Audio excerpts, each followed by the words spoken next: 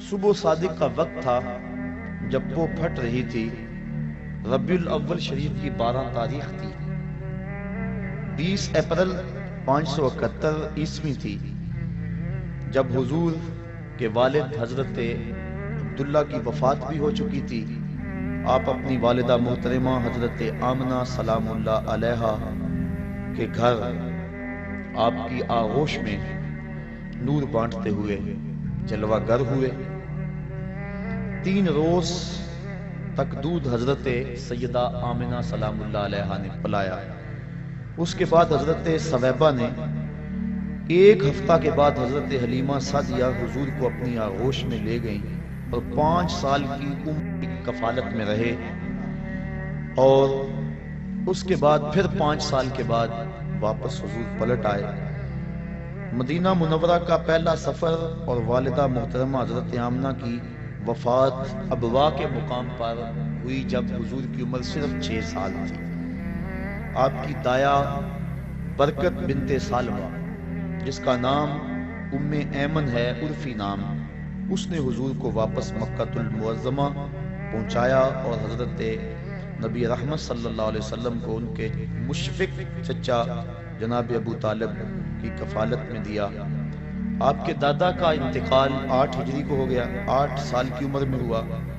آپ نے اپنے چچا کے ہمراہ پہلا سفر 12 سال کی عمر میں شام کی طرف کیا۔ 15 سے 16 سال کی عمر میں حضور نے قریش کے سارے سرداروں کو اور قبیلوں کو اکٹھا کیا اور کہا کوئی گلی میں لٹ جاتا ہے، کوئی بازار میں لٹ جاتا ہے، کوئی جنگل میں لٹ جاتا ہے، آؤ ہم اکٹھا معاہدہ کریں کہ آج کے بعد کوئی کسی کو نہیں لوٹے گا۔ تو حضور نے وہ تاریخی معاہدہ کروایا جس کا نام کتب تواریخ میں حلف الفضول کے نام سے ہے۔ وہ حلف دیا تھا فضل نامی مختلف لوگوں نے، تو اس میں یہ ایک سیاسی اور ایک فلاحی معاہدہ تھا، ایک رفاعی کام تھا جو 15 سال کی عمر میں حضور نے کیا۔ حضرت خدیجۃ الکبریٰ سے حضور کا نکاح 25 سال کی عمر میں ہوا۔ اہل مکہ نے حضور کو 30 سال کی عمر میں صادق اور امین کا خطاب دیا۔ اہل مکہ کی طرف سے یہ خطاب ملنے کے بعد 33 سال کی عمر میں حضور علیہ السلام پر غیبی اسرار و رموز کھلنے شروع ہوئے، ان کا ظہور ہونے لگا اور ایسی خوابیں آنے لگی۔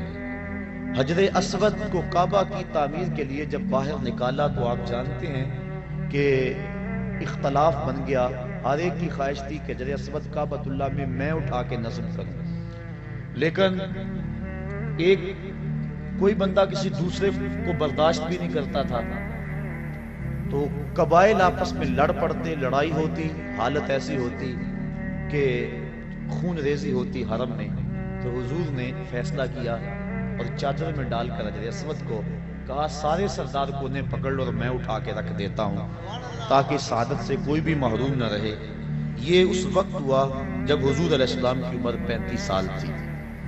37 سال کی عمر میں حضور نے غار حرا میں خلوتیں اختیار کرنی شروع کر دی، دنیا سے کٹ کر مالک سے رابطہ جوڑا، اور پھر ربیع الاول کے مہینے میں ہی جب حضور کی عمر 40 سال ہوئی تو اللہ کے حبیب صلی اللہ علیہ وسلم حضرت جبریل امین آئے اور نبوت کے اعلان و اظہار کا کہا، اور آقا کریم صلی اللہ علیہ وسلم نے آ کے سب سے پہلے اپنی زوجہ محترمہ حضرت خدیجۃ الکبریٰ کو بتلایا اور کہا یا خدیجہ زملونی، مجھے چادر دو، مجھے سردی محسوس ہو رہی ہے، تو مجھے اپنی جان کا خطرہ ہے۔ اس طرح کے الفاظ حضور نے کہے تو وہ غم گسار بیوی انہوں نے حضور سے کہا کہ آپ غریبوں کے کام آتے ہیں، دکھیوں کے کام آتے ہیں اور آپ کو کوئی پریشانی نہیں ہو سکتی۔ انہوں نے حضور کی ڈھارس بندھائی اور پھر آغاز نزول قرآن ہوا۔ نماز فجر اور عصر کی 2 رکعتیں نبوت کے پہلے سال ہی حضور کے اوپر فرض ہو گئی اور حضور پڑھتے تھے۔ آغاز نزول قرآن مجید یہ رمضان المبارک میں ہوا اور یہ بھی نبوت کا پہلا سال ہی تھا، جمعرات کا دن تھا۔ پھر حضور دعوت تبلیغ اور دعوت اسلام دار ارقم میں دینے لگے۔ مسلمانوں کی تعداد بڑی تھوڑی تھی، اور پھر حضرت نبی اکرم صلی اللہ علیہ وسلم کی عمر جب 43 سال ہوئی تو اس وقت 40 افراد نے اسلام قبول کر لیا۔ 39ویں شخص حضرت امیر حمزہ تھے اور 40ویں شخص حضرت سیدنا عمر فاروق رضی اللہ تعالی عنہ تھے، اور ان کے ایمان لانے سے اسلام کو تقویت ملی اور اب کھلم کھلا نمازیں پڑھی جانے لگی۔ اب یہاں ایک سوال اور اس کا جواب دے کے اپنی بات کو آگے بڑھاؤں گا۔ جو لوگ کہتے ہیں کہ اسلام شمشیر کے زور پہ پھیلا، تلوار کے زور پہ پھیلا، یہ ایک علمی بات ہے اور سادہ اور عام فہم ہے۔ ایک سادہ سا جواب ان کو دیا جا سکتا ہے کہ اسلام شمشیر کے بل بوتے پہ، تلوار کے زور پہ پھیلا۔ مجھے لوگ بتائیں کہ یہ جو 40 لوگ اسلام لائے تھے، اس وقت تو شمشیر ابو جہل کے پاس تھی، اس وقت تو تلوار جو ہے وہ ابو لہب کے پاس تھی، تو یہ 40 لوگ جو اسلام لائے ہیں، یہ لوگ 40 جو ہے جو اسلام کی دولت سے مالا مال ہوئے ہیں، یہ کس بل تلوار کے دم سے اور تلوار کے ڈر سے انہوں نے اسلام قبول کیا ہے، یا حضور کے خلق کریمانہ کی وجہ سے اور اسلام کی طبی صداقت کی وجہ سے اسلام قبول کیا ہے؟ تو حضور کو تو بعد میں یہ اللہ کی طرف سے اجازت مرحمت فرمائی گئی کہ آپ کافروں اور منافقوں کے ساتھ جو جہاد کریں۔ پہلے تو حضور کی تلواریں، حضور کے ماننے والوں کی تلواریں نیام میں تھیں اور دشمنوں کی تلواریں جو ہیں وہ نیام سے باہر تھیں، تو اس وقت بھی جو اسلام پھیلتا رہا اس سے اندازہ کر لینا چاہیے کہ اسلام تلوار کے زور پہ نہیں پھیلا بلکہ خلق محمدی کے زور پہ پھیلا۔ پھر جب مسلمانوں کا گھیراؤ کر لیا گیا تو مسلمانوں کی پہلی ہجرت حبشہ کی طرف ہوئی۔ اس وقت حضور کی عمر 45 سال تھی اور نبوت کا اعلان کیے ہوئے 5 سال بیت گئے تھے۔ حضور کی عمر جب 47 سال ہوئی تو اس وقت کفار نے حضور کا بائیکاٹ کر دیا، سماجی بائیکاٹ کر دیا، اور شاب ابی طالب میں حضور 3 سال تک اپنے غلاموں کے ساتھ وہاں رہے۔ جس چمڑے پہ لکھ کے وہ معاہدہ کعبے کی دیوار کے ساتھ لٹکایا گیا تھا، اس چمڑے کو دیمک چاٹ گئی اور وہ خود گر گیا، اور پھر جو ہے حضور علیہ الصلوۃ والسلام دوبارہ مکہ المکرمہ میں آئے۔ یہ حضور کی طرف سے، حضور کے لیے اللہ تعالیٰ کی اعانت تھی۔ اور پھر نبوت کے 50ویں عمر کے 50ویں سال اور نبوت کے 10ویں سال حضور کے چچا اور حضور کی زوجہ محترمہ حضرت خدیجہ الکبریٰ انتقال کر گئی۔ یہ دونوں حضور علیہ الصلوۃ والسلام سے بے پناہ محبت کرنے والی ہستیاں تھیں، اور حضور کو ان دونوں کا بڑا آسرا اور سہارا تھا۔ جس سال یہ دونوں ہستیاں انتقال کر گئیں، اس سال کو حضور نے عام الحزن، دکھوں کا اور غموں کا سال قرار دیا۔ حضرت خدیجہ الکبریٰ رضی اللہ تعالی عنہا کا جب وقت آخر آیا تو انہوں نے اپنی بیٹی حضرت فاطمہ کو حضور کے پاس بھیجا اور کہا کہ جاؤ اپنے باپ سے کہو کہ مجھے چادر رحمت عطا کر دیں۔ حضرت فاطمہ الزہرا رضی اللہ تعالیٰ عنہ حاضر ہوئی۔ حضور نے کہا بیٹا اپنی ماں سے پوچھو یہ چادر کس لیے مانگ رہی ہیں؟ تو حضرت فاطمہ الزہرا پوچھنے کے لیے آئی، حضور بھی پیچھے آ گئے۔ تو حضرت خدیجہ نے عرض کی کہ حضور میرا وقت آخر ہے اور مجھے پتا ہے کہ اب میں اللہ کے حضور جانے والی ہوں، میری خواہش ہے آپ مجھے یہ چادر دے دیں اور بعد انتقال اس چادر سے مجھے کفن دیا جائے۔ اب سنیے حضور کے لفظ۔ میں پرسوں ایک جگہ پہ گیا تو بڑا سا بینر لگا ہوا تھا، نہ کم نہ حاوی، عورت کے حقوق مساوی۔ آج عورت اپنے حقوق کی جنگ ابھی تک لڑ رہی ہے اور وہ برقعے کو اپنے لیے قید خانہ سمجھتی ہے۔ اسے نہیں پتا کہ مصطفیٰ نے عورت کو آبرو دی ہے۔ آج بھی نبی کا دین جہاں نہیں پہنچا وہ بیوی کو پاؤں کا جوتا خیال کرتے ہیں، اور مغرب جس کے پیچھے ہم دوڑتے ہیں وہ بیوی کو کتیا کہہ کے پکارتے ہیں، اور آج وہ اپنے حقوق کی جنگ لڑ رہی ہے اور برقعے کو قید خانہ سمجھتی ہے۔ اسے نہیں پتا اس برقعے کا ایک ایک تار اس کی آبرو کا محافظ ہے۔ شاید اگر اسے اس بات سے علم ہو کہ افلاطون تو عورت کو انسان ماننے کے لیے تیار نہیں، یہ مصطفیٰ ہیں جس نے عورت کو آبرو بخشی اور عورت کو عزت عطا فرمائی۔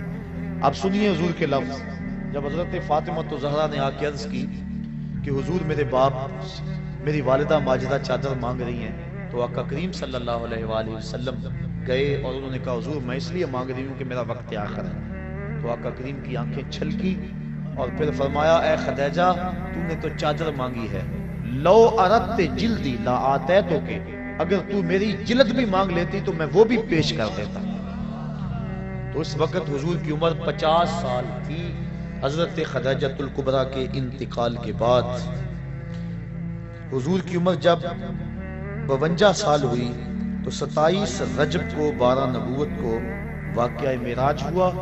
پہلے 2 نمازیں فرض تھی، اب 3 نمازیں اور ساتھ شامل ہو گئیں، اور کل حضور پر جو ہیں وہ 5 نمازیں فرض ہوئیں۔ لیکن حضور کی ذات پر 6 نمازیں فرض تھی، تہجد بھی حضور پر فرض تھی، لیکن پڑھتے حضور 8 تھے۔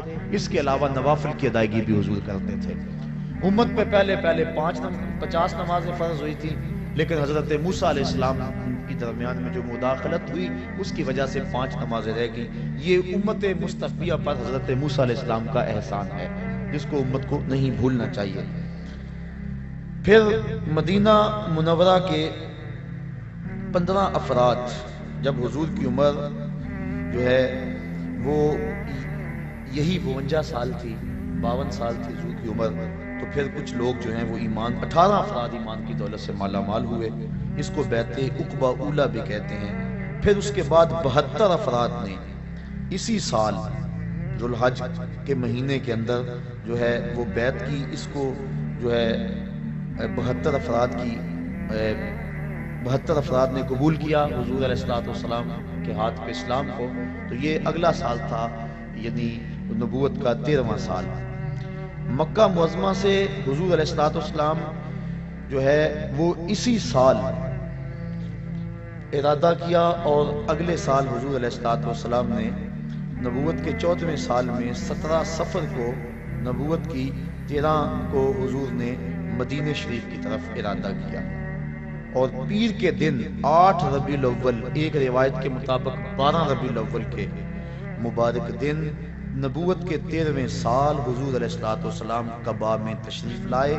مدینہ شریف میں 12 ربیع الاول کو داخل ہوئے۔ فرضیت جمعہ کا حکم ہوا، حضرت ابو ایوب انصاری کے گھر میں قیام کیا۔ اس وقت حضور کی عمر جو ہے وہ 54 سال تھی۔ مسجد نبوی کی بنیاد بھی رکھی حضور علیہ السلام نے۔ یہ جو ہے وہ 22 ربیع الاول تھی اور 1 ہجری تھی، اور پھر اس کے بعد 15 شعبان 2 ہجری کو تحویل قبلہ کا حکم ہوا، اور پھر اسی سال جو ہے فرضیت روزہ اور فرضیت زکوٰۃ اور فرضیت جہاد ہوئی۔ نماز عید الفطر کی ادائیگی 1 شوال 2000 کو پہلی مرتبہ ہوئی۔ معرکہ بدر حضور کے 55 سال کی عمر میں 17 رمضان کو ہوا۔ معرکہ احد حرمت شراب، اور یہ جو ہے وہ 56 سال کی عمر کے اندر جو ہے وہ حضور علیہ السلام کے اوپر لازم قرار دیا گیا۔ قاریوں کی شہادت، صحابہ کرام کو جو کچھ قبیلوں کے لوگ لے گئے تھے، یہ اس وقت حضور کی عمر 57 سال تھی۔ غزوہ خندق جب ہوا تو اس وقت حضور کی عمر 58 سال تھی، اور یہ 5 ہجری کا واقعہ ہے۔ اور حضور کی عمر اسی سال 58 سال کی عمر میں ہی زنا، قذف، لیان کے فوجداری قوانین کا نفاذ اور پردے کا حکم آیا۔ اور جب حضور کی عمر 59 سال تھی تو صلح حدیبیہ کا واقعہ ذی-قعدہ کے مہینے میں 6 ہجری کو ہوا۔ فتح قلعہ خیبر، دنیا کے مختلف بادشاہوں کے نام حضور نے دعوت اسلام کے جو خطوط ارسال کیے، یہ 7 ہجری کا واقعہ ہے، اور 1 محرم کا دن تھا۔ 20 رمضان المبارک 8 ہجری کو حضور نے مکے کو فتح کر لیا، اور جس شہر سے حضور تنہا گئے تھے آج 10,000 کا لشکر لے کر حضور دوبارہ اس شہر میں داخل ہوئے۔ اسلامی حکومت کا قیام، حکام کا تقرر، فوجوں کی آراستگی، سیاسی انتظام اور غیر مسلم اقوام سے جو حضور نے سلوک کیا۔ اس وقت حضور کی عمر 60 سال تھی، 8 ہجری تھی۔ صدقات، زکوٰۃ کے اوپر حاصل کرنے والوں کا حضور نے تقرر کیا۔ یہ 9 ہجری کی بات ہے، جب کہ عمر 61 سال تھی۔ واقعہ تبوک بھی جو ہے وہ 9 ہجری کو ہوا۔ اسی سال حضرت ابو بکر صدیق رضی اللہ تعالی عنہ کو امیر حج بنا کر حضور نے حج کی ادائیگی کے لیے روانہ کیا، اور مختلف ممالک یمن، بحرین، عمان، یمامہ اور بہت سارے ملکوں تک اسلام کے اثرات پہنچے۔ پھر 10 ہجری کو حجۃ الوداع کا خطبہ حضور نے امت کو دیا۔ یہ امت کو اجتماعی طور پہ حضور کا آخری خطاب تھا۔ وصال سے اور اس کے بعد 61 دن کے بعد حضور کا انتقال ہو گیا۔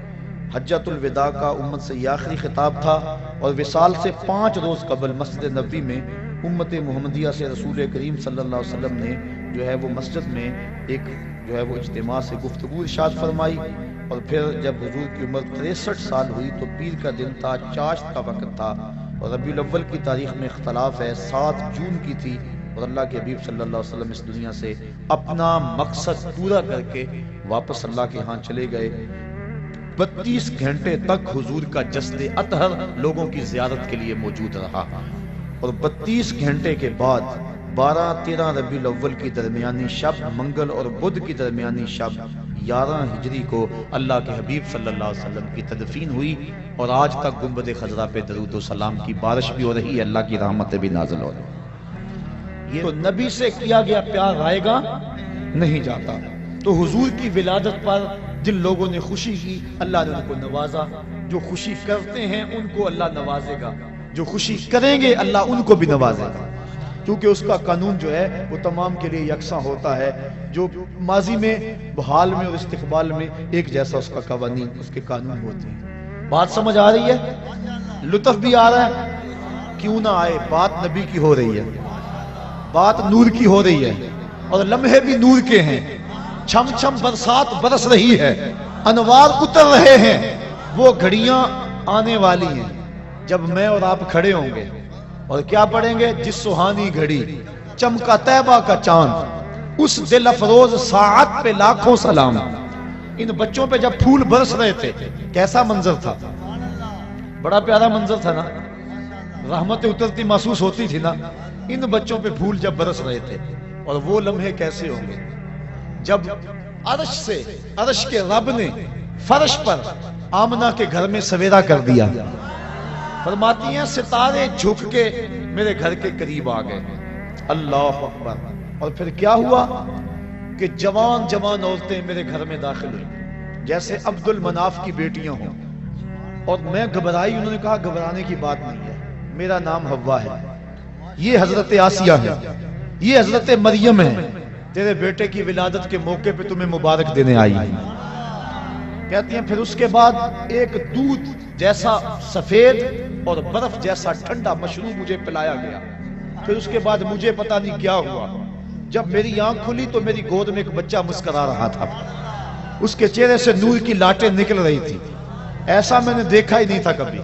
سخن شاعری شہر یار اپنی جگہ، نعت کہنے کو احمد رضا چاہیے، سا جوان۔ حضرت آمنہ فرماتی ہیں جب میں نے دیکھا تو میری گود میں ایک خوبصورت بچہ تھا، اس کا چہرہ چمک رہا تھا، اذا سرّ استنار وجہہ، حضور علیہ السلام جب مسکراتے تھے چہرے کی لکیروں سے نور نکلتا تھا۔ پھر کیا ہوا؟ پیدا ہوتے ہی اس بچے نے اپنے دونوں ہاتھ زمین پہ رکھ دیے اور سارا آسمان کی طرف اٹھایا، اللہ اکبر، اور پھر مٹی کی مٹھی ہاتھ میں بھری، ایک دن کا بچہ ہے لوگوں، ایک دن کا بچہ ہے، نہیں بات کچھ اور ہے، یہ ولادت ہو رہی ہے، خلقت کو بڑی پہلے کی ہو چکی ہے۔ آتے ہی مٹھی خاک کی بھری، دیکھا آسمان کی طرف، علماء کہتے ہیں مٹھی اس لیے بھری، لوگوں کو بتایا دیکھو لوگوں یہ زمین ہے، آج کے بعد اس پہ محمد کا قبضہ ہے، اللہ، اور آواز اٹھ رہی تھی ساتھ، بخن بخن قبض محمد علی جمیع الارض، مبارک ہو مبارک ہو، ہر زمین پہ مصطفیٰ کا قبضہ ہو گیا۔ مشرق والے جانور پرندے مغرب کو دوڑ پڑے، اور مغرب والے مشرق کو دوڑ پڑے، اور ایک دوسرے کو جب ملتے ہیں تو مبارک دیتے ہیں اور کہتے ہیں مبارک ہو مصطفیٰ آ گئے۔ یار پرندے دوڑیں اور مبارکیں دیں تو ہم نہ دیں، ہم نہ جھومیں، ہم نہ اظہار محبت کریں، اللہ اکبر۔ شرق کے پرندے غرب کو دوڑ پڑے اور غرب کے پرندے شرق کو دوڑ پڑے، اور آپس میں ملتے ہیں اور کہتے ہیں مبارک ہو مبارک ہو، وہ آ گیا جس کے آنے کا انتظار تھا، وہ جس کے ذکر پر داؤد نے نغمہ سرائی کی، وہ جس کے نام پر شاہ سلیمان نے گدائی کی، دل یحییٰ میں رہ گئے ارماں جس کی زیارت کے، لب عیسیٰ پہ آئے باز جس کی شان رحمت کے، جو بن کے روشنی پھر دیدہ یعقوب میں آیا، جسے یوسف نے اپنے حسن کی نئے رنگ میں پایا، ندانم ماں گلے خنداں چے رنگو بودارت، کہ مرغ ہر چمن آرزوئے او دارت. اللہ اکبر. اللہ کے حبیب صلی اللہ علیہ وآلہ وسلم زمین پہ مٹھی بھری اور حضور علیہ السلام اس وقت جو گفتگو کی اللہ اکبر کبیرہ، یہ لفظ بھی کتب میں آتے ہیں اور کتب میں یہ لفظ بھی آتے ہیں. کہا رب حبلی امتی، اے اللہ میری امت کا معاملہ میرے ہاتھ میں دے دے. اللہ اکبر. میری امت کا معاملہ میرے لے کے پہلو میں غم امت نادار آئے. امتی امتی کہتے ہوئے سرکار آئے. حضور امتی امتی کہتے ہوئے آئے، ساری زندگی امتی امتی پکارا. غار پھر جس سال حضور آئے نا، اس سال کا عربوں نے نام رکھا. یہ میں نے ابھی بتایا ہے کہ جس سال حضرت خدیجۃ الکبریٰ اور حضرت نبی رحمت کے شفیق چچا انتقال کر گئے، اس سال کا نام حضور نے عام الحزن رکھا، کیونکہ ہجری کا آغاز حضرت عمر فاروق کے دور میں ہوا تھا. پہلے سالوں کے نام رکھتے تھے. اب جس سال حضور پیدا ہوئے اس کا ایک نام ہے عام الفیل، لیکن اس کا ایک اور نام رکھا عربوں نے. کیا نام رکھا؟ سنۃ الفرح والابتہاج. اس کا معنی ہے خوشیوں اور چاؤں کا سال. کیا نام ہے؟ خوشیوں اور چاؤں کا سال. کیوں رکھا یہ نام؟ اس لیے انہیں تو نہیں پتا تھا کہ حضور آئے ہیں. حضور کی ولادت کا تو پتا تھا، لیکن یہ نہیں پتا کہ یہ نبی ہیں. اور جنہوں نے رکھا وہ امتی نہیں تھے، ماننے والے نہیں تھے. پھر کیوں رکھا انہوں نے اس نام کا؟ اگر میں کہوں آج چاہ کا دن ہے، خوشی کا دن ہے، تو یہ ہے کیونکہ میں آقا کو مانتا ہوں. پر اگر پتہ ہی نہ ہو کوئی کہے تو پھر وجہ کوئی اور ہوگی. تو انہوں نے اس سال کا نام رکھا سنۃ الفرح والابتہاج. علماء کہتے ہیں کیوں رکھا؟ اس لیے رکھا کہ درختوں پہ پھل زیادہ آیا. جس سال حضور پیدا ہوئے چشموں کا پانی بڑھ گیا، چراگاہیں سرسبز ہو گئی، جانوروں کا دودھ بڑھ گیا. عرب کے لوگ بیٹیوں کو قتل کرتے تھے، لیکن جس سال حضور کی ولادت ہوئی ہر گھر میں بیٹا پیدا ہوا. آج بھی جس شخص کے ہاں اولاد نرینہ نہ ہوتی ہو، علماء کہتے ہیں خلوص نیت سے کہے اے اللہ مجھے بیٹا دے دے، میں تیرے رسول کا میلاد کرواؤں گا، اللہ بیٹا ہی عطا فرمائے گا. نیت اس کی خالص ہو. اللہ اکبر. تو ہر گھر میں بیٹے پیدا ہوئے، جہاں بھی پیدائش ہوئی بیٹے ہی پیدا ہوئے. تو اس سال ہر گھر میں خوشی تھی، غم قریب نہیں آیا. اس لیے نام رکھا سنۃ الفرح والابتہاج. یہ خوشیوں اور چاؤں کا سال ہے. ناگہاں ساکن ہواؤں پہ روانی آ گئی. ناگہاں ساکن ہواؤں پہ روانی آ گئی اور چمن کے پتے پتے پر جوانی آ گئی. آج زانوئے ازل نے صبح پہ انگڑائی لی اور مسکرا کر ایک کرن نے ہاتھ میں شہنائی لی. مخزن اسرار قدرت کے امی پیدا ہوئے، غل ہوا دنیا میں ختم المرسلی پیدا ہوئے. محمد مصطفیٰ آئے، بہاروں پر بہار آئی، زمین کو چومنے جنت کی خوشبو بار بار آئی. گلی گلی روشن ہو گئے، ہر گھر میں اجالا ہو گیا. وہ کہانی لمبی ہے اگر میں چھیڑ دوں کہ حضرت علیمہ سعدیہ کیسے آئی اور پھر حضور نے وہ سبز کپڑا کیسے ہٹایا اور نور کی لاٹ آسمان تک کیسے گئی اور پھر لال کو پکڑ کے گود سے کیسے لگایا اور پھر حلیمہ کی بیٹی شیمہ حضور کو لوریاں کیا دیا کرتی تھی. وہ ایک لمبی کہانی ہو جائے گی. میں تیسری بات بھی عرض کرنی ہے. تو پہلا مقصد، پہلی چیز تخلیق مصطفیٰ، اور وہ کب ہوئی؟ جب وقت کا تعین اور تشخص نہیں تھا. دوسری ولادت مصطفیٰ، اور ولادت 12 ربیع الاول کی سہانی گھڑی جب صبح صادق طلوع ہو رہی تھی. دن اور رات کے سنگم میں حضور پیدا ہوئے، کیونکہ رات کی خواہش تھی حضور میرے دامن میں آئیں اور دن کی آرزو تھی کہ میرے دامن میں آئیں. اور اگر رات کو آ جاتے دن محروم رہتا تھا، دن کو آتے رات محروم رہتی. تو حضور تو رحمت للعالمین ہے، اس لیے دن آ رہا تھا، رات جا رہی تھی. جہاں دونوں کا ملاپ ہو رہا تھا وہاں مصطفیٰ جلوہ گر ہو گئے. اللہ اکبر. 12 ربیع الاول کی سپانی گھڑی تھی، عام الفیل، واقعہ صاحب فیل کے 55 دن بعد حضور اس دنیا پہ جلوہ گر ہوئے. تو حضور کے آنے پر جو خوشی کرے، بلکہ نبی کے ساتھ جو بھی محبت کرے، اللہ اس محبت کو ضائع نہیں کرتا. علماء نے لکھا ہے جس دائی نے حضور کو دودھ پلایا اللہ نے بعد میں اس کو ایمان دے دیا. اللہ اکبر. جس نے بھی جس نبی کے ساتھ کوئی محبت کا اظہار کیا اس کو ضرور صلہ ملا. دیکھو ابو جہل، ابو لہب، اس نے گو مخالفت کی، لیکن چونکہ ولادت کے آنے کی خوشی اس کو ہوئی اور بھتیجا سمجھ کے خوشی کی، اللہ نے پھر بھی محروم. امام ابو شامہ کہتے ہیں جو بھتیجا سمجھ کے خوشی کرے خدا اسے محروم نہیں رکھتا، اور جو نبیوں کا سردار سمجھ کے خوشیاں منائے. سادی کا قلم تڑپا، وہ کہتے ہیں دوستا را کجا کنی محروم تو کے بعد دشمنہ نظر داری. جب تو دشمنوں کو اتنا دیتا ہے تو یاروں کو کتنا دے گا، پیاروں کو کتنا دے گا. ہندوستان میں صرف ایک صحابی ہوا ہے اور اس کا نام ہے رتن. واقعہ اس طرح ہوا، رتن تاجر تھا اور تجارت کی غرض سے حجاز گیا، حجاز مقدس. وہاں جب پہنچا تو حرم کے قریب ایک گہری کھائی تھی، اس کے پاس کچھ بچے لگے ہوئے تھے. ایک بچہ عمر میں چھوٹا ہونے کی وجہ سے کھائی کے اس سمت ہی انتظار میں تھا کہ میں کھائی سے اس کو کیسے عبور کروں. رتن نے یہ سوچا کہ بچہ چھوٹا ہے، گزرنے کی طاقت نہیں رکھتا، اس کو اٹھایا گود میں اور کھائی سے پار لگا دیا. اس بچے نے اپنے عربی لہجے میں کہا جزاک اللہ تعالی.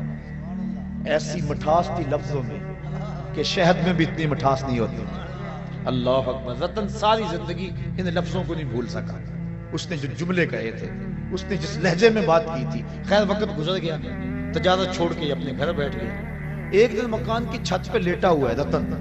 اس نے کیا دیکھا کہ جو آسمان کا چاند ہے وہ دو ٹکڑے ہو گیا اور زمین پہ آ گیا کہ شاید قیامت آ گئی. تھوڑی دیر کے بعد پھر کیا دیکھا، چاند دوبارہ جا کے اپنی جگہ پہ جڑ گیا. پریشان تھا یہ کیا ہوا. یہ منظر اس نے ہندوستان میں دیکھا. کچھ عرصے کے بعد عرب سے کچھ تاجر جو یہاں عرب گئے ہوئے تھے واپس پلٹے. انہوں نے کہانی سنائی کہ مکے میں ایک چاند چڑھا ہے جس نے چاند کو قدموں میں بلایا ہے. انہوں نے ساری کہانی سنائی. رتن کے دل میں شوق پیدا ہوا اس کی زیارت کر کے آؤں اور وہ نبی ہے اس پر ایمان لاؤں. گھر سے ہندوستان میں صرف ایک صحابی ہوا ہے اور اس کا نام ہے رتن. واقعہ اس طرح ہوا، رتن تاجر تھا اور تجارت کی غرض سے حجاز گیا، حجاز مقدس. وہاں جب پہنچا تو حرم کے قریب ایک گہری کھائی تھی، اس کے پاس کچھ بچے لگے ہوئے تھے. ایک بچہ عمر میں چھوٹا ہونے کی وجہ سے کھائی کے اس سمت ہی انتظار میں تھا کہ میں کھائی سے اس کو کیسے عبور کروں. رتن نے یہ سوچا کہ بچہ چھوٹا ہے، گزرنے کی طاقت نہیں رکھتا، اس کو اٹھایا گود میں اور کھائی سے پار لگا دیا. اس بچے نے اپنے عربی لہجے میں کہا جزاک اللہ تعالی. ایسی مٹھاس تھی لفظوں میں کہ شہد میں بھی اتنی مٹھاس نہیں ہوتی. اللہ اکبر. رتن ساری زندگی ان لفظوں کو نہیں بھول سکا. اس نے جو جملے کہے تھے، اس نے جس لہجے میں بات کی تھی. خیر وقت گزر گیا، تجارت چھوڑ کے اپنے گھر بیٹھ گیا. ایک دن مکان کی چھت پہ لیٹا ہوا ہے رتن. اس نے کیا دیکھا کہ جو آسمان کا چاند ہے وہ دو ٹکڑے ہو گیا اور زمین پہ آ گیا کہ شاید قیامت آ گئی. تھوڑی دیر کے بعد پھر کیا دیکھا، چاند دوبارہ جا کے اپنی جگہ پہ جڑ گیا. پریشان تھا یہ کیا ہوا. یہ منظر اس نے ہندوستان میں دیکھا. کچھ عرصے کے بعد عرب سے کچھ تاجر جو یہاں عرب گئے ہوئے تھے واپس پلٹے. انہوں نے کہانی سنائی کہ مکے میں ایک چاند چڑھا ہے جس نے چاند کو قدموں میں بلایا ہے. انہوں نے ساری کہانی سنائی. رتن کے دل میں شوق پیدا ہوا اس کی زیارت کر کے آؤں اور وہ نبی ہے اس پر ایمان لاؤں. گھر سے چلا، سفر کرتا کرتا پہنچا سین حرم میں. جب داخل ہوا حضور صحابہ کے ساتھ سین حرم میں بیٹھے ہوئے تھے. یہ آگے ملنے کے لیے ہوا. آقا مسکرا پڑے اور فرمایا اراتن ہندیون، کیا تو رتن ہندی ہے؟ قال نعم. عرض کی حضور ہاں میں رتن ہندی ہوں. لیکن آپ کو کس نے بتایا ہے؟ کہا جس رب نے مجھے نبی بنایا ہے. اب اگلی بات سنیے. اب رتن کہنا چاہ رہا تھا کہ میں ایمان لانا چاہتا ہوں. آقا کریم نے فرمایا قریب آجا، میں تیرے لیے بیٹھا ہوں. تجھے یاد نہیں بچپن میں ایک بچے کو تو نے کھائی سے پار لگایا تھا. وہ بچہ اب تیرے سامنے موجود ہے، اور تو نے مجھ کو اس کھائی سے پار لگایا تھا، آج میں کلمہ پڑھا کے تجھے جہنم کی کھائی سے پار لگانا چاہتا ہوں۔ ایمان کی دولت سے مال ہوا۔ نبی سے جو پیار کیا گیا ہے کبھی رائے گا؟ حضور جب اپنے بال سنبھالتے تھے نا تو حضور بالکل درمیان میں مانگ نکالتے۔ ذرا تصور کریں مدینے کے چاند کا، اللہ اکبر، بڑے خوبصورت ہوں گے، بڑے حسین ہوں گے، لیکن میرے حبیب کی پائے خاک جیسے بھی نہیں ہیں۔ اللہ اکبر، حضور علیہ السلام کے خاک پا جیسے بھی نہیں ہیں، بڑے بڑے حسین ہوں گے، بڑے بڑے جمیل ہوں گے، بڑے بڑے مہوش ہوں گے، بڑے بڑے زہرہ جمال ہوں گے، لیکن جو حسن اللہ نے اپنے حبیب کو دیا کسی کو نہیں دیا۔ جب مانگ نکالتے تھے نا، اللہ اکبر، درمیان میں تو لگتا تھا ستارے چمک رہے۔ اللہ اکبر، کبھی آپ نے دیکھا صبح کو جب تڑکا ہوتا ہے تو اس وقت پو پھٹتی ہے، کالی رات کے اندھیرے میں افق سے جب پو پھٹتی ہے، اعلیٰ حضرت نقشہ کھینچا، کہا حضور یہ جو آپ مانگ نکالتے ہیں نا، ایسا لگ رہا ہے جس طرح لیلۃ القدر میں پو پھٹ رہی ہو۔ لیلۃ القدر میں مطلع فجر حق، مانگ کی استقامت پہ لاکھوں سلام، مانگ کی استقامت پہ۔ اللہ اکبر، حضور کی زلفوں کو اللہ اکبر رات کہہ دیا، لیکن عام رات نہیں، لیلۃ القدر کہا۔ تو بات ہے اعلیٰ حضرت جب بھی بولتے ہیں حد کرتے ہیں۔ اب اللہ کے حبیب صلی اللہ علیہ وآلہ وسلم کی آمد کی 3 حیثیتیں علماء نے بیان فرمائی ہیں۔ نمبر 1، تخلیق مصطفیٰ، جس کو کہتے ہیں خلقت محمدیہ، اور دوسرا ہے ولادت محمدیہ، اور تیسرا ہے بعثت محمدیہ۔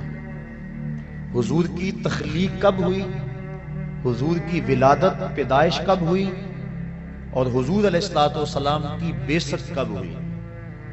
تو بعثت کا یہاں اور ولادت کا یہاں آپ سن چکے ہیں، پھر اس کو تھوڑی سی تفصیل سے عرض کرنا چاہوں گا۔ حضور کی تخلیق کب ہوئی یہ آج تک کوئی نہیں بتا سکا کہ حضور پیدا کب ہوئے، تخلیق کب ہوئی۔ حضور سے پوچھا گیا اس بات میں تو آقا کریم صلی اللہ علیہ وسلم نے ارشاد فرمایا، میں اس وقت بھی نبی تھا جب آدم علیہ السلام مٹی اور پانی کے درمیان تھے۔ یہ نہیں بتایا کہ میں نبی کب بنا ہوں اور میری تخلیق کب ہوئی ہے۔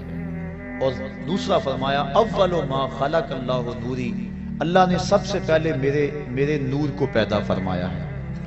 اس کائنات میں سب سے پہلی چیز جو تخلیق کی گئی، مخلوق اول، اللہ کی ذات مخلوق نہیں ہے، وہ خالق ہے، اس کو کسی نے پیدا نہیں کیا، تخلیق نہیں کیا، کسی نے بنایا نہیں، اور اس پر کبھی بھی ایسا وقت نہیں آیا کہ وہ نہ ہو، وہ ازلی ہے، ابدی ہے۔ تو کائنات تخلیق گئی، ماں سے اللہ جو کچھ ہے اس کو خلق کیا گیا، تخلیق کیا گیا۔ تو کائنات میں جب تخلیق کا سلسلہ شروع ہوا تو سلسلہ تخلیق کا آغاز ذات رسالت مآب سے ہوا۔ حضور فرماتے ہیں اللہ نے سب سے پہلے میرے نور کو پیدا فرمایا۔ ایک روایت میں آتا ہے اللہ نے سب سے پہلے لوح کو پیدا کیا، اللہ نے سب سے پہلے قلم کو پیدا کیا، اول ما خلق اللہ القلم، اللہ نے سب سے پہلے قلم کو پیدا کیا۔ ایک روایت میں آتا ہے اللہ نے سب سے پہلے جو ہے وہ عقل کو پیدا کیا۔ مختلف روایات مختلف کتابوں میں موجود ہیں۔ آج لوگ کہتے ہیں کہ سب سے پہلے تو عقل پیدا ہوئی، سب سے پہلے تو قلم کو پیدا کیا گیا، سب سے پہلے تو لوح کو پیدا کیا گیا، اور اول ما خلق اللہ نوری یہ بھی حدیث ہے، لیکن ان کا خیال روئے سخن ادھر ہی رہتا ہے جی سب سے پہلے تو قلم کو پیدا کیا گیا۔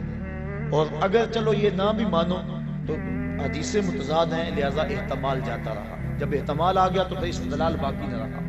لیکن محدثین کے ہاں ایک طریقہ ہے کہ جب حدیثیں مختلف ہوں تو وہ تطبیق کرتے ہیں۔ مثال کے طور پہ سب سے پہلے قیامت کے دن سوال کس چیز کا ہوگا؟ نماز کا، اور ایک حدیث میں قیامت کے دن سب سے پہلا سوال قتل کا ہوگا۔ تو علماء کہتے ہیں دونوں حدیثیں اپنی جگہ پہ ٹھیک ہے، سب سے پہلے قتل کا سوال ہوگا، سب سے پہلے نماز کا سوال ہوگا۔ تو فرماتے ہیں اس کی تطبیق یوں ہے، عبادات میں حقوق اللہ میں سب سے پہلا سوال نماز کا ہوگا، اور حقوق العباد میں معاملات میں سب سے پہلا سوال قتل کا ہوگا۔ تو یہ اس کی تطبیق کر لیں تو دونوں حدیثیں اپنی اپنی جگہ پہ ٹھیک ہیں۔ تو یہ حدیثیں سب سے پہلے میرے نور کو پیدا کیا گیا، سب سے پہلے لوح کو پیدا کیا گیا، سب سے پہلے قلم کو پیدا کیا گیا، سب سے پہلے عقل کو پیدا کیا گیا۔ تو اس کی تطبیق قلندر لاہوری شاعر مشرق حکیم الامت علامہ اقبال نے کی۔ وہ کہتے ہیں لوح بھی تو قلم بھی تو، لوح بھی تو، سبحان اللہ نہیں کہی آپ نے، علامہ اقبال نے تطبیق کی، لوح بھی تو قلم بھی تو، تیرا وجود الکتاب، گنبد آبگینہ رنگ تیرے محیط میں حباب۔ حضور لوح بھی تمہارا نام ہے، قلم بھی تمہارا ہی نام ہے۔ اس لیے اگر کہا گیا کہ لوح کو پیدا کیا گیا ہے، سب سے پہلے قلم کو پیدا کیا گیا ہے، تو یہ سارے نام حضور کے ہی ہیں۔ تو جو حدیث ہے اول ما خلق اللہ نوری، تو اس کا معنی بھی یہی ہے۔ تو سب سے پہلے کائنات میں جس وجود کو، جس ذات کو تشخص اور تعین دیا گیا، وہ ذات رسالت مآب صلی اللہ علیہ وسلم۔ تو کائنات کا پہلا تعین ذات رسالت مآب ہے۔ باقی رہی بات سب سے پہلے قلم کو پیدا کیا گیا، تو سنیے حضور ارشاد فرماتے ہیں کہ جب قلم کو پیدا کیا گیا، حدیث ہے، تو قلم کو مالک نے کہا قلم لکھ۔ قلم نے کہا مالک کیا لکھوں؟ کہا ما کانا وما یکون، جو ہو گیا وہ بھی لکھ دے، جو ہونے والا ہے وہ بھی لکھ دے۔ توجہ کریں، جو لوگ کہتے ہیں سب سے پہلے قلم پیدا ہوئی تھی، ان سے پوچھو کہ قلم کو یہ کیوں کہا گیا جو ہو گیا وہ بھی لکھ دے؟ معلوم ہوا قلم سے پہلے بھی کچھ ہو گیا تھا، اسی لیے قلم کو کہا گیا نا۔ قلم کو کہا گیا جو ہو گیا وہ بھی لکھ دے، جو ہونے والا ہے وہ بھی لکھ دے۔ معلوم ہوا قلم ہی اول نہیں تھی، قلم سے پہلے بھی کچھ ہوا تھا جس کو لکھنے کا کہا گیا تھا، اور وہ پہلے کون تھا؟ وہ نور محمدی کی تخلیق تھی۔ لوح بھی تو قلم بھی تو، تیرا وجود الکتاب، گنبد آبگینہ رنگ تیرے محیط میں حباب۔ تو سب سے پہلے جس ذات کو شرف وجود بخشا گیا وہ ذات رسالت مآب صلی اللہ علیہ وسلم۔ اور فرمایا اول ما خلق اللہ نوری ومن نوری خلق کل شیء، اللہ نے سب سے پہلے میرے نور کو پیدا کیا، پھر کائنات کی ہر شے کو میرے نور سے پیدا کیا۔ اس طرح کائنات کی ہر شے کی اصل ذات رسالت مآب صلی اللہ علیہ وسلم۔ یہ ہے حضور علیہ السلام کی خلقت، اس کو کہتے ہیں خلقت محمدیہ۔ سب سے پہلے پیدا، تخلیق حضور کیے گئے۔ کب ہوئے؟ چونکہ وقت بنتا ہے لیل و نہار کی گردش سے، اور لیل و نہار دن اور رات بنتے ہیں چاند اور سورج کی وجہ سے۔ اور جب حضور کو تخلیق کیا گیا اس وقت چاند سورج نہیں تھے۔ اس وقت جب چاند سورج نہیں تھے تو لیل و نہار کیسے ہوتے؟ جب لیل و نہار نہیں تھے تو وقت اور گھڑیاں اور گھنٹے، منٹ اور ساعتیں کیسے بنتی؟ اس لیے جب کسی نے پوچھا بھی نا حضور آپ کو کب نبوت ملی تھی، تو آقا کریم نے کیا کہا؟ تم اتنا سمجھ لو، اللہ اکبر، جب آدم علیہ السلام مٹی اور پانی کے درمیان تھے اس وقت میرے سر پہ نبوت کا تاج سجا ہوا تھا۔ سجا کب یہ تم نہیں جان سکتے۔ تو حضور علیہ السلام کی تخلیق اس وقت ہوئی جب وقت نہیں تھا۔ یہ وقت میں کہہ رہا ہوں چونکہ میرے پاس لفظ نہیں ہے۔ دوسری ہے حضور کی ولادت، اور وہ آپ جانتے ہیں کہ 12 ربیع الاول تھا، تڑکے کا وقت تھا، چھم چھم رحمتیں اتر رہی تھی، کائنات پہ اندھیرے پھیلے ہوئے تھے کہ اچانک روشنی ہوئی۔ حضرت آمنہ کہتی ہیں کہ ستارے میرے گھر کے اتنے قریب آ گئے کہ مجھے یوں لگا کہ ابھی گر پڑیں گے۔ اور پھر کیا ہوا؟ اللہ اکبر، خرج منی نور، میرے بطن سے نور نکلا۔ پتہ نہیں دنیا کو کیا ہو گیا ہے، جس نے بھیجا وہ کہتا ہے میں نے نور بھیجا، جس کی گود میں آیا وہ کہتی ہے میری گود میں نور آیا، جس زوجہ محترمہ کے پاس رہے وہ کہتی ہیں کہ فتبینت العبرۃ بشعاع نور وجہہ۔ حضور جب آنگن میں آتے تھے، کمرے میں آتے تھے، اندھارے ختم ہو جاتے اور اجالے ہو جاتے۔ جس دائی کے پاس گئے ہیں وہ بھی کہتی ہیں ما کننا نحتاج الی السراج من یوم اخذناہ، جب سے یہ ہمارے گھر آیا ہے نا ہمیں دیا جلانے کی ضرورت ہی پیش نہیں آئی۔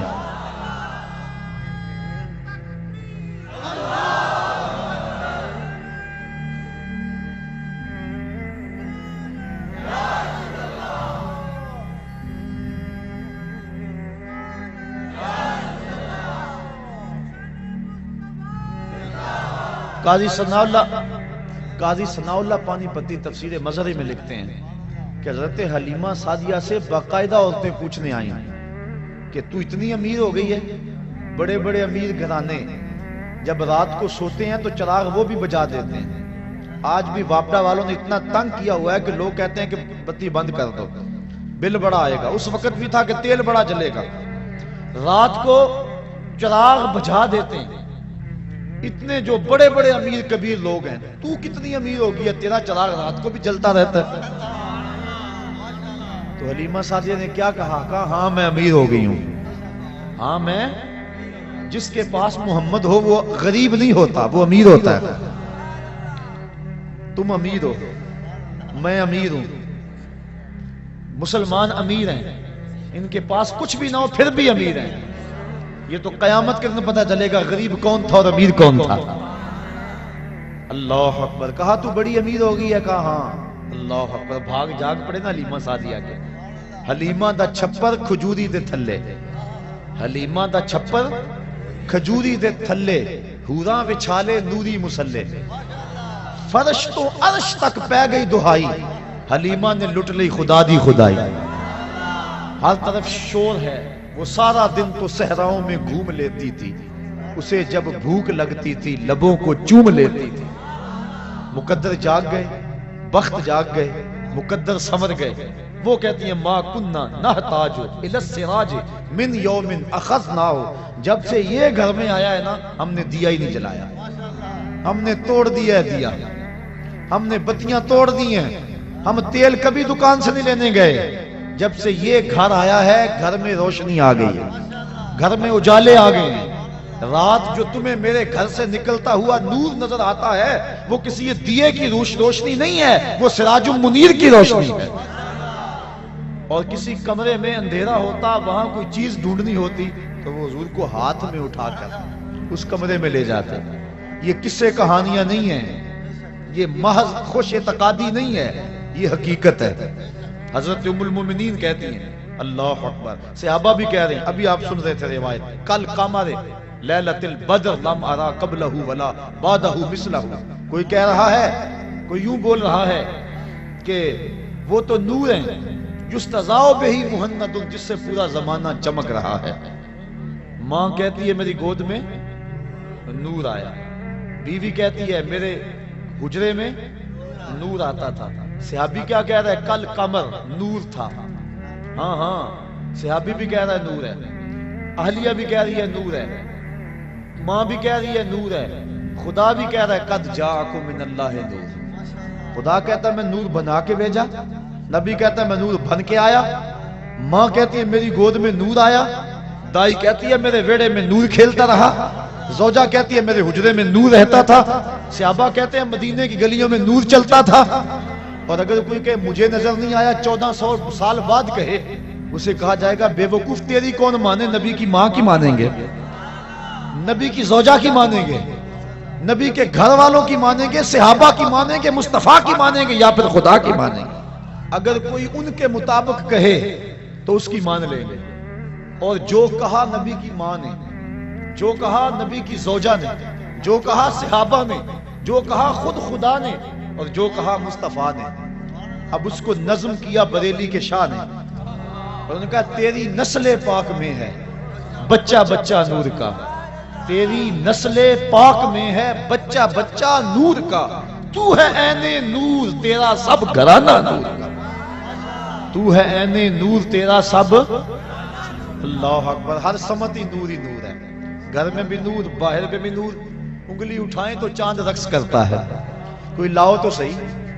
پتہ نہیں تم نے کس کو دیکھا ہے. خطیب الاسلام علیہ رحمہ فرمایا کرتے تھے تم نے حلیمہ کی بکریوں سے پیچھے پیچھے تو دیکھا ہے، سدرہ پر جبریل سے آگے آگے کیوں نہیں دیکھا؟ ارے ناداں، تو نے مطلق کو مقید کر دیا. تو نے یوسف کو کنویں میں دیکھا تو کیا دیکھا؟ اقبال علیہ رحمہ کہہ رہے ہیں تو نے یوسف کو کنویں میں دیکھا تو کیا دیکھا؟ ارے ناداں، جو مطلق تھا مقید کر دیا تو نے یوسف کو کنان کے کنویں میں تو دیکھا ہے، مصر کے تخت پہ کیوں نہیں دیکھا؟ تو نے مکے کی گلیوں میں چلتا تو دیکھا ہے، سدرہ کی روشوں پہ چلتا کیوں نہیں دیکھا؟ تو نے کھانا کھاتے تو دیکھا ہے، لیکن کئی کئی دن بغیر کھانے کے مصطفیٰ کو گزارا کرتے کیوں نہیں دیکھا؟ تو نے نکاح کرتے تو دیکھا ہے، لیکن مالک کے قرب ناز میں ایسا تجرد پیدا ہوتا ہے کہ جبریل بھی پیچھے رہ جاتے ہیں. کوئی فلک تے رہ یار گیا، کوئی جا سدرا تے ہار گیا، کوئی لاؤ تو صحیح ایسا. زمانہ ڈھونڈے سانی تو بڑی چیز ہے، سایہ نہ ملے گا. ایسا ہے ہی کوئی نہیں. کسی ماں نے جنم ہی نہیں دیا. حسان بن ثابت فرماتے ہیں دیکھتا کیسے دیکھتی میری آنکھ، ایسا تو پیارا کسی نے جنم ہی نہیں دیا.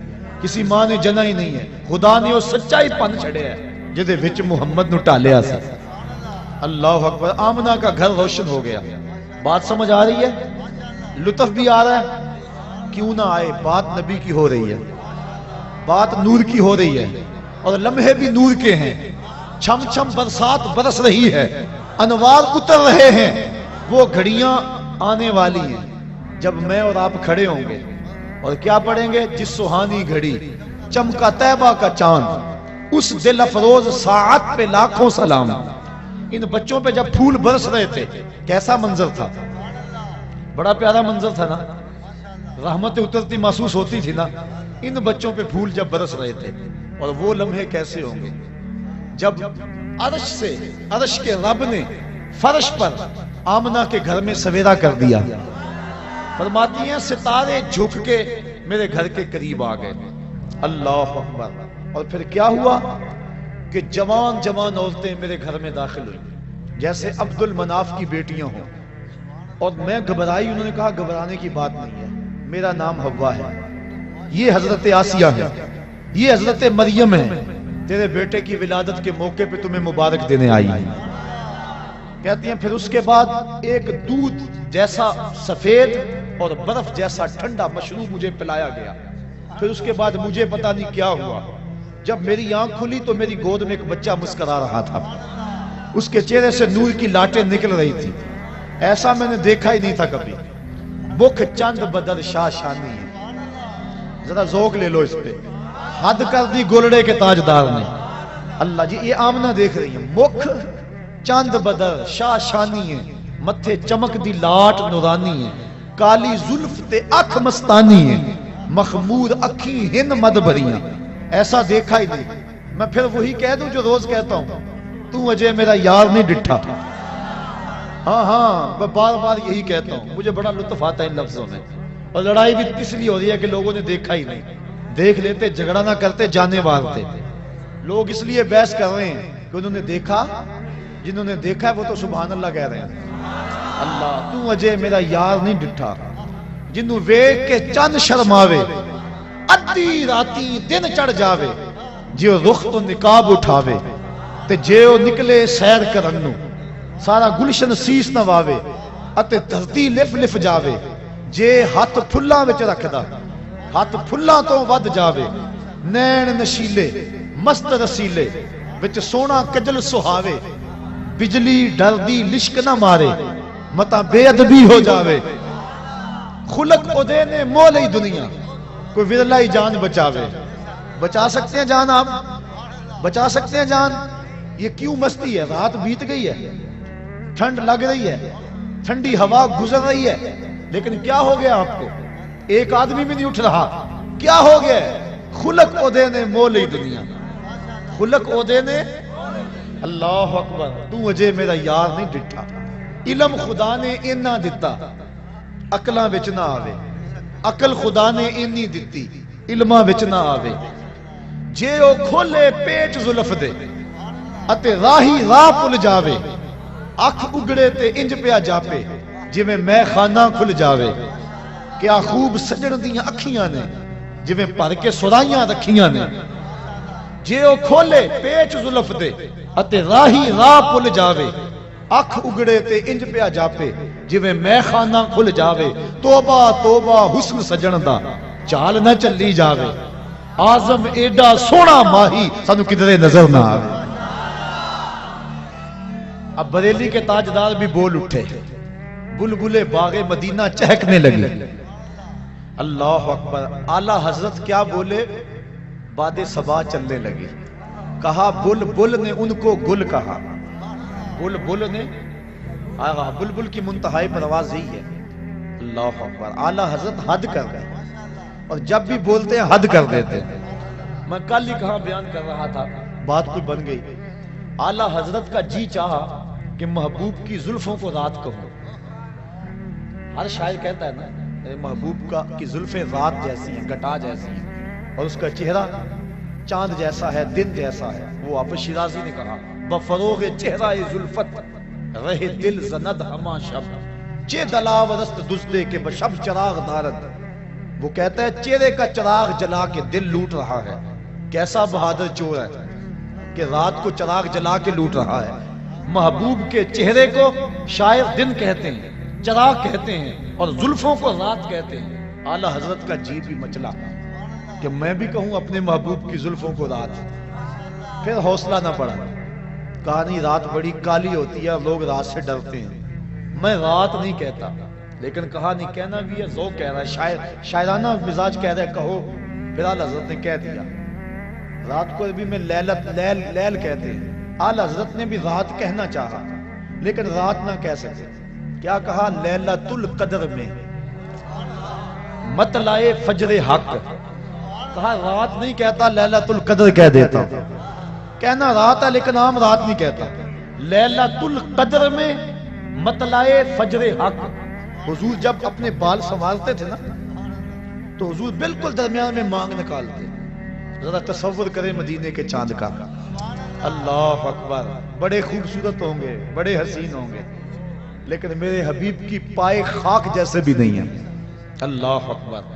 حضور علیہ السلام کے خاک پا جیسے بھی نہیں ہیں. بڑے بڑے حسین ہوں گے, بڑے بڑے جمیل ہوں گے, بڑے بڑے مہوش ہوں گے, بڑے بڑے زہرہ جمال ہوں گے, لیکن جو حسن اللہ نے اپنے حبیب کو دیا کسی کو نہیں دیا. جب مانگ نکالتے تھے نا اللہ اکبر درمیان میں تو لگتا تھا ستارے چمک رہے. اللہ اکبر. کبھی آپ نے دیکھا صبح کو جب تڑکا ہوتا ہے تو اس وقت وہ پھٹتی ہے کالی رات کے اندھیرے میں, افق سے جب وہ پھٹتی ہے.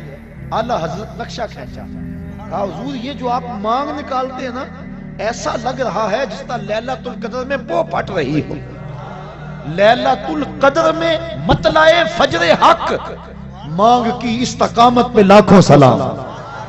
مانگ کی استقامت پہ اللہ اکبر. حضور کی زلفوں کو اللہ اکبر رات کہہ دیا, لیکن عام رات نہیں, لیلۃ القدر کہا. تو بات ہے اعلیٰ حضرت جب بھی بولتے ہیں حد کرتے ہیں. سکھ نے شاعری شہر یار اپنی جگہ, نعت کہنے کو احمد رضا چاہیے. اعلیٰ حضرت بولے بل بل نے گل ان کو کہا, کمری نے سروے. بات آپ بھولے نہیں کہاں سے بات چل رہی ہے, جب حضرت آمنہ کی پہلی نظر رخ محبوب پہ پڑی. اللہ اکبر. تصور جمال ہے, آمنہ کی آنکھیں حضور کو دیکھ رہی ہیں. بیٹا تو کوجا بھی ہو, ماں کہتی ہے میرے لال جیسا کوئی نہیں. اس ماں کے صدقے جس کا بیٹا محمد ہے, ہماری ساری آبرویں عزتیں اب واقعی اس مٹی پہ قربان جس میں مصطفیٰ کی ماں آسودہ خاک ہے. پہلی نظر پڑی. اللہ اکبر. اعلیٰ حضرت بولے کیا بل بل نے گل ان کو کہا, کمری نے سروے جاں فضا. حیرت نے جھنجھلا کر کہا یہ بھی نہیں وہ بھی نہیں, خورشید تھا کس زور پر, کیا بھڑ کے چمکا تھا قمر, بے پردہ جب وہ رخ ہوا یہ بھی نہیں وہ بھی نہیں. اللہ اکبر. اب میں اپنے پیر کی کہانی سناؤں. وہ کہتے ہیں ملدا نہیں محمد ورگا ساری وچ خدائی, اس تصویر نورانی کولوں غیراں رمز نہیں پائی. ایسا چہرہ ایسا جمال. حضرت آمنہ فرماتی ہیں جب میں نے دیکھا تو میری گود میں ایک خوبصورت بچہ تھا, اس کا چہرہ چمک رہا تھا. اذا سر استنار وجہہ. حضور علیہ السلام جب مسکراتے تھے چہرے کی لکیروں سے نور نکلتا تھا. پھر کیا ہوا, پیدا ہوتے ہی اس بچے نے اپنے دونوں ہاتھ زمین پہ رکھ دیے اور سارا آسمان کی طرف اٹھایا. اللہ اکبر. اور پھر مٹی کی مٹھی ہاتھ میں بھری. ایک دن کا بچہ ہے لوگوں, ایک دن کا بچہ ہے. نہیں, بات کچھ اور ہے. یہ ولادت ہو رہی ہے, خلقت کو بڑی پہلے کی ہو چکی ہے. آتے ہی مٹھی خاک کی بھری, دیکھا آسمان کی طرف. علماء کہتے ہیں مٹھی اس لیے بھری, لوگوں کو بتایا دیکھو لوگوں یہ زمین ہے, آج کے بعد اس پہ محمد کا قبضہ ہے. اللہ. اور آواز اٹھ رہی تھی ساتھ, بخن بخن قبض محمد علی جمیع الارض، مبارک ہو، ہر زمین پہ مصطفیٰ کا قبضہ ہو گیا۔ مشرق والے جانور پرندے مغرب کو دوڑ پڑے اور مغرب والے مشرق کو دوڑ پڑے، اور ایک دوسرے کو جب ملتے ہیں تو مبارک دیتے ہیں اور کہتے ہیں مبارک ہو مصطفیٰ آ گئے۔ یار پرندے دوڑیں اور مبارکیں دیں تو ہم نہ دیں، ہم نہ جھومیں، ہم نہ اظہار محبت کریں؟ اللہ اکبر۔ شرق کے پرندے غرب کو دوڑ پڑے اور غرب کے پرندے شرق کو دوڑ پڑے اور آپس میں ملتے ہیں اور کہتے ہیں مبارک ہو، وہ آ گیا جس کے آنے کا انتظار تھا، وہ جس کے ذکر پر داؤد نے نغمہ سرائی کی، وہ جس کے نام پر شاہ سلیمان نے گدائی کی، دل یحییٰ میں رہ گئے ارماں جس کی زیارت کے، لب عیسیٰ پہ آئے واز جس کی شان رحمت کے، جو بن کے روشنی پھر دیدہ یعقوب میں آیا، جسے یوسف نے اپنے حسن کی نئے رنگ میں پایا، نہ دانم مانگلے خنداں چے رنگو بودارت، کہ مرغے ہر چمن آرزوئے اودارت۔ اللہ اکبر۔ اللہ کے حبیب صلی اللہ علیہ وآلہ وسلم زمین پہ مٹھی بھری اور حضور علیہ السلام اس وقت جو گفتگو کی، اللہ اکبر کبیرہ، یہ لفظ بھی کتب میں آتے ہیں اور کتب میں یہ لفظ بھی آتے ہیں، کہا رب حبلی امتی، اے اللہ میری امت کا معاملہ میرے ہاتھ میں دے دے۔ اللہ اکبر۔ میری امت کا معاملہ میرے لے کے پہلو میں غم امت نادار آئے، امتی امتی کہتے ہوئے سرکار آئے۔ حضور امتی امتی کہتے ہوئے آئے، ساری زندگی امتی امتی پکارا، غار سجدہ کے نوکیلے پتھروں پہ پیشانی رکھ کے رب حبلی امتی کی صدائیں لگائی۔ اور حضرت فضل بن عباس کہتے ہیں جب میں نے حضور کو لاحد میں اتارا وقت آخر، تو میں نے کفن کی تنیاں کھولی تو لب جنبش میں تھے، میں نے کان قریب کیا دیکھو تو صحیح اب کیا کہہ رہے ہیں، لیکن جب کان قریب کیا تو وہی نغمہ تھا جو ساری زندگی الاپتے رہے، رب حبلی امتی، اے اللہ میری امت کو میرے سپرد کر دے، جس کے لب پہ رہا امتی امتی، یاد ان کی نہ بھولو نیازی کبھی، وہ کہیں امتی تو بھی کہہ یا نبی، میں ہوں حاضر تیری چاکری کی۔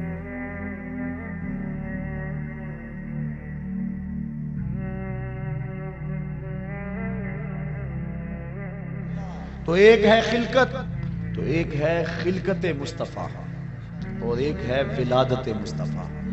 اور پھر جس سال حضور آئے نا اس سال کا عربوں نے نام رکھا، یہ میں نے ابھی بتایا ہے کہ جس سال حضرت خدیجۃ الکبریٰ اور حضرت نبی رحمت کے شفیق چچا انتقال کر گئے، اس سال کا نام حضور نے عام الحزن رکھا، کیونکہ ہجری کا آغاز حضرت عمر فاروق کے دور میں ہوا تھا، پہلے سالوں کے نام رکھتے تھے۔ اب جس سال حضور پیدا ہوئے اس کا ایک نام ہے عام الفیل، لیکن اس کا ایک اور نام رکھا عربوں نے، کیا نام رکھا؟ سنۃ الفرح والابتہاج۔ اس کا معنی ہے خوشیوں اور چاؤں کا سال۔ کیا نام ہے؟ خوشیوں اور چاؤں کا سال۔ کیوں رکھا یہ نام؟ اس لیے انہیں تو نہیں پتا تھا کہ حضور آئے ہیں، حضور کی ولادت کا تو پتا تھا، لیکن یہ نہیں پتا کہ یہ نبی ہیں، اور جنہوں نے رکھا وہ امتی نہیں تھے، ماننے والے نہیں تھے۔ پھر کیوں رکھا انہوں نے اس نام کا؟ اگر میں کہوں آج چاہ کا دن ہے، خوشی کا دن ہے، تو یہ ہے کیونکہ میں آقا کو مانتا ہوں، اور اگر پتہ ہی نہ ہو کوئی کہے تو پھر وجہ کوئی اور ہوگی۔ تو انہوں نے اس سال کا نام رکھا سنۃ الفرح والابتہاج۔ علماء کہتے ہیں کیوں رکھا؟ اس لیے رکھا کہ درختوں پہ پھل زیادہ آیا۔ جس سال حضور پیدا ہوئے چشموں کا پانی بڑھ گیا، چراگاہیں سرسبز ہو گئی، جانوروں کا دودھ بڑھ گیا۔ عرب کے لوگ بیٹیوں کو قتل کرتے تھے، لیکن جس سال حضور کی ولادت ہوئی ہر گھر میں بیٹا پیدا ہوا۔ آج بھی جس شخص کے ہاں اولاد نرینہ نہ ہوتی ہو، علماء کہتے ہیں خلوص نیت سے کہے اے اللہ مجھے بیٹا دے دے، میں تیرے رسول کا میلاد کرواؤں گا، اللہ بیٹا ہی عطا فرمائے گا، نیت اس کی خالص ہو۔ اللہ اکبر۔ تو ہر گھر میں بیٹے پیدا ہوئے، جہاں بھی پیدائش ہوئی بیٹے ہی پیدا ہوئے۔ تو اس سال ہر گھر میں خوشی تھی، غم قریب نہیں آیا، اس لیے نام رکھا سنۃ الفرح والابتہاج۔ یہ خوشیوں اور چاؤں کا سال ہے۔ ناگہاں ساکن ہواؤں پہ روانی آ گئی، ناگہاں ساکن ہواؤں پہ روانی آ گئی، اور چمن کے پتے پتے پر جوانی آ گئی۔ آج زانوے ازل نے صبح پہ انگڑائی لی اور مسکرا کر ایک